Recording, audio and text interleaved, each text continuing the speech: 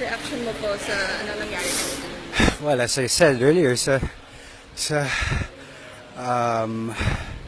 interview ko, that he's very classless. He belongs in a zoo. Diba? That's why I call him Kiko Maching or Kong Pagong dapat, because he's slow. Why would he do such a cheap shot, spraying piss all over my body? I mean, that's inhumane. I have no idea. He's crazy, but I'm crazier.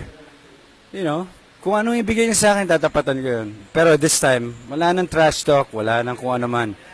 I'll just trash him in the ring. That's what I'll do. Now he got me all...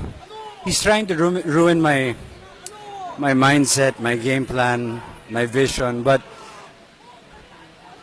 hindi ako nagpa-apekto. Kung sinindak niya ako, mas tingin ko nasindak ko siya. Sigaw pa lang, taob na siya. Parang, alo! Tara na! Bigwasan na. Diba?